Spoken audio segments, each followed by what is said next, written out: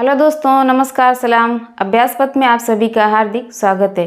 कैसे हैं आप सभी? उम्मीद है कि बहुत अच्छे होंगे और पिछली वीडियो भी आप लोग ज़रूर देख रहे होंगे। तो पिछली वीडियो में हमने पढ़ा था म स। आज हम पढ़ेंगे, हमारा आज का टॉपिक होगा ल स, यानी कि एलसीएम ज्ञात करना। ल स और म स जब भी यूज़ किया जाता है तो एक ही साथ होता है। लगभग हम जब भी बोलते हैं तो ल स और म स बोलते हैं। तो पहले हमने म स पढ़ रखा है। अब हम पढ़ेंगे ल स, यानी कि लघुत्तम समापवर्तक, जिसे लिस्ट काउंट नंबर भी कहते हैं, यानी कि लिस्ट काउंट मल्टीपल कहते हैं या नंबर कह लीजिए। तो वहाँ से क्या होता है कि लिस्ट का मतलब होता है छोटा, यानी कि लघुत्तम कह लीजिए। लघुत्तम का मतलब होता है छोटा, यानी कि छोटी से छोटी संख्या जिससे किसी संख्या को भाग देने पर वो संख्या पूरी तरीके से विभाजित हो जाती है। 2 या 3 संख्या दी गई होंगी, बोल देगा कि इनका लसा ज्ञात कीजिए, यानी कि उन संख्याओं को मिला करके एक ऐसी संख्या में ढूंढनी होगी और वो संख्या छोटी से छोटी होनी चाहिए, जिससे कि वो जो प्राप्त संख्या होगी उस संख्या को हम भाग देंगे, उस संख्या में भाग देंगे जो दी गई संख्या होगी, तो वो संख्या पूरी तरीके से विभाजित हो जाएगी। तो लसा का मतलब यही होता है। अब देखिए, लसा ज्ञात करने की भी 2 विधि है। पहली तो गुणनखंड विधि है, दूसरी भाग विधि है। भाग विधि में भी 2 विधि होती हैं। जैसे मौसा ज्ञात करना होता है तो 2 विधि होती है, पहली गुणनखंड विधि और दूसरी भाग विधि। भाग विधि में दो विधि होती है, भाग की प्रथम विधि और दूसरी भाग की द्वितीय विधि। और इसी तरीके से लसा में भी होता है, यानी कि लघुत्तम समापवर्तक में भी 2 विधि होती है, जिसमें से पहली विधि है गुणनखंड विधि और दूसरी विधि है आपकी भाग विधि। अब भाग विधि के भी 2 भेद होते हैं, भाग की प्रथम विधि और भाग की द्वितीय विधि। लेकिन हम सबसे पहले पढ़ेंगे गुणनखंड विधि द्वारा संख्याओं का ल स ज्ञात करना, यानी कि एलसीएम ज्ञात करना। जैसे कि कुछ संख्या हमने ले लिया है 8, 12 और 20। इसका क्या करना है, हमें एलसीएम निकालना है भाग की गुणनखंड विधि द्वारा।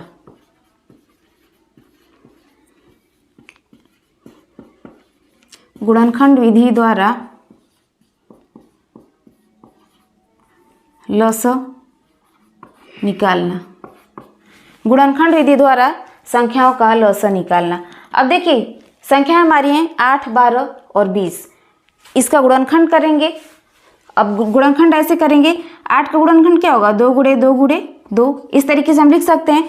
फिर 12 का निकालेंगे, 2 गुणे 2 गुणे 3, इस तरीके से लिख सकते हैं 12, यानी कि 2 दूना के 4 3 12। अब है हमारा 20 है। 20 को हम कैसे लिख सकते हैं, 2 गुणे 5, यानी कि 2 दूना के 4 और 5 20, 4 5 20, 2 दूना के 4 5 20। ये रहा हमारा गुणनखंड करने का तरीका। अब देखिए, गुणनखंड विधि द्वारा ल स हम किस तरीके से निकालते हैं। इसमें क्या करेंगे, इसको एक स्टेप और बढ़ा लेते हैं। इस तरीके से लिख सकते हैं, 2 की घात कितनी हो जाएगी, 3 हो जाएगी।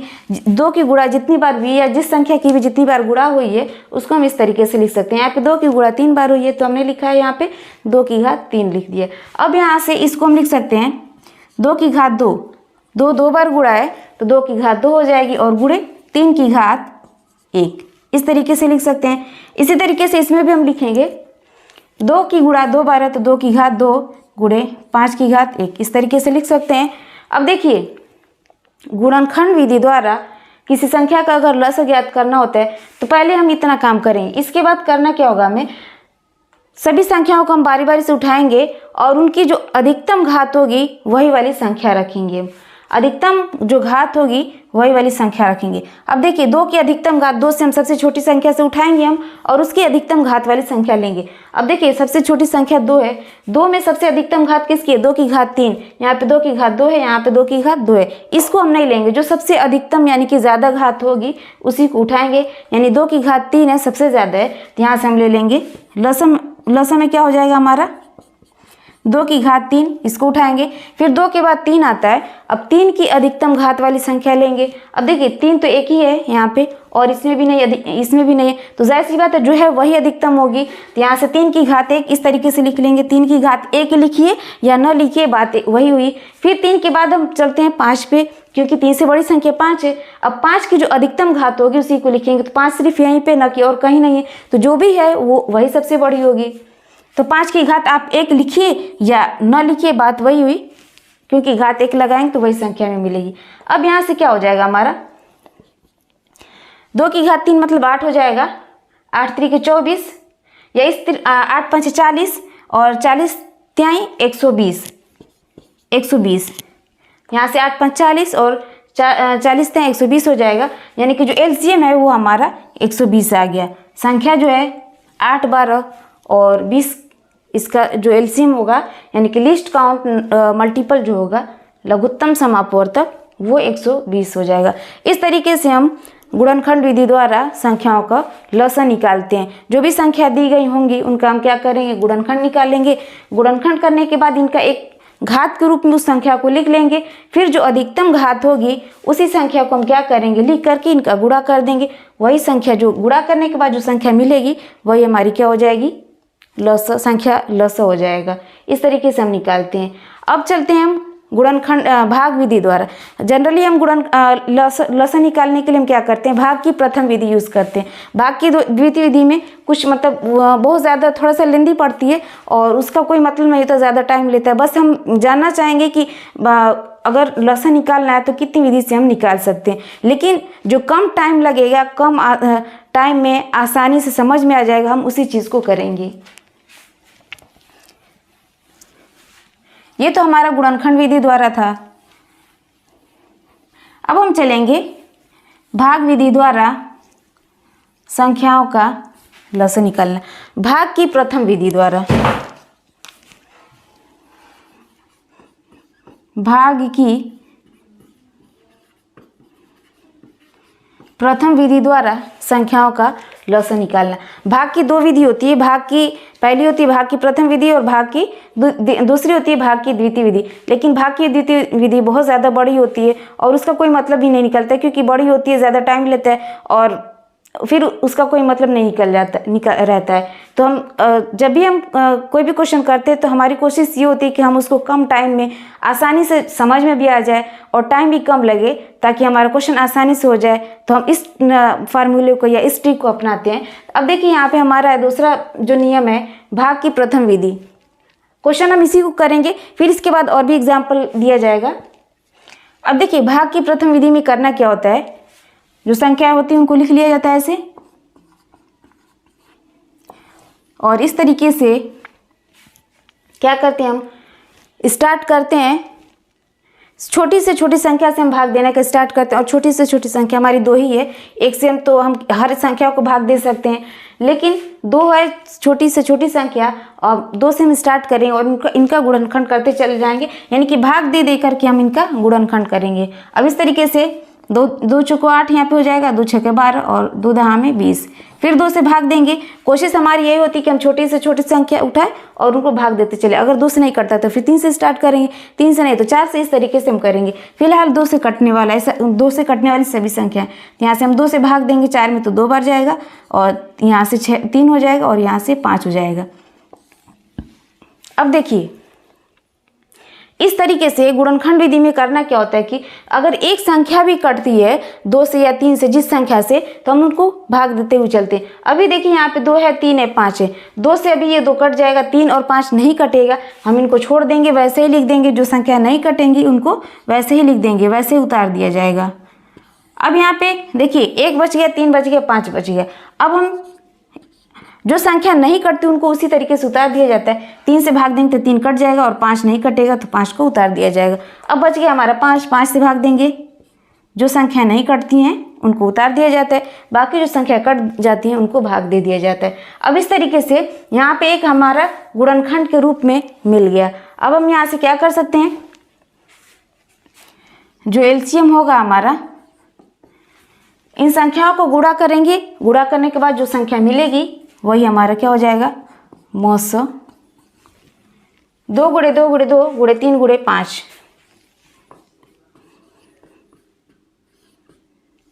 गुणा करेंगे 2 दूना के 4 दूना के 8 5 40, 4 तिहाई 120 यानी कि 120। देखिए इस तरीके से भी जो गुणनखंड विधि भाग के गुणनखंड विधि से हमने निकाला था तभी 120 आया था, और भाग की प्रथम विधि से हमने निकाला तभी 120 आ गया।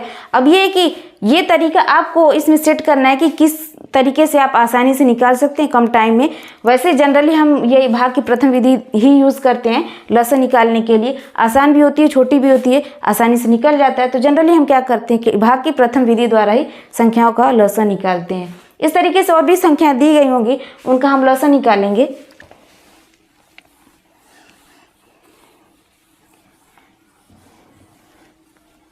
जैसे कुछ और एग्जाम्पल लेके हम देख सकते हैं गुणनखंड विधि द्वारा, भाग की प्रथम विधि द्वारा। जैसे 25, 75 और आप 100 ले लीजिए।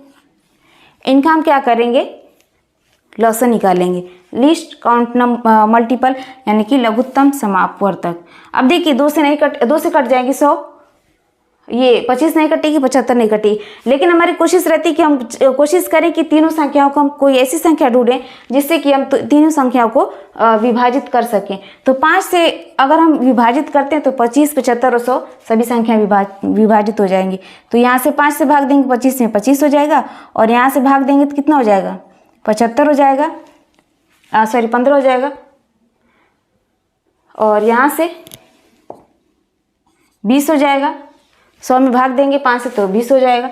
फिर 5 से भाग देंगे, क्योंकि यहाँ पे जो भी संख्या है वो 5 से विभाजित होने वाली है, तो हम 5 से ही करेंगे। तो यहाँ से 1 हो जाएगा, 5 एकम 5, यहाँ से 5 से 15 और यहाँ से 5 चौको 20।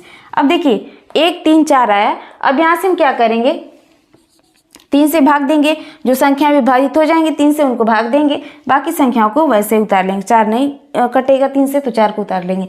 अब आप चाहें तो इसको 2 से भाग देंगे 4 से, तो 2 से देंगे तभी उतना ही आएगा, और 2 से देंगे 4 से देंगे तभी उतना ही आएगा। यहाँ पे 1 हो जाएगा, 4 से भाग देंगे एक बार हो जाएगा। अब देखिए यहाँ से जो संख्या हमारी मिल रही है गुणनखंड के रूप में, यही हमारा LCM हो जाएगा। अब यहाँ से हम लिख सकते हैं LCM बराबर क्या हो जाएगा हमारा, 5 गुणे 5 गुणे 3 गुणे 4,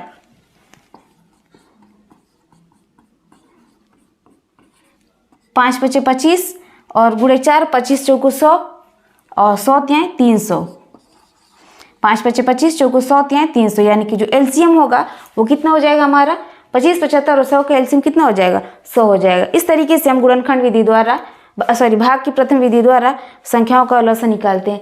और भी संख्याएं एग्जाम्पल लेकर के हम निकाल सकते हैं। हम जनरली हम इसी विधि का यूज़ करते हैं, कम टाइम में और आसान भी होता है, सबसे आसान होता है। अगर आप गुणनखंड विधि द्वारा भी निकालेंगे तो फिर संख्याओं का गुणनखंड करेंगे, फिर उनकी अधिकतम घात को ढूंढेंगे, इसके बाद आप उनका लसन निकालेंगे।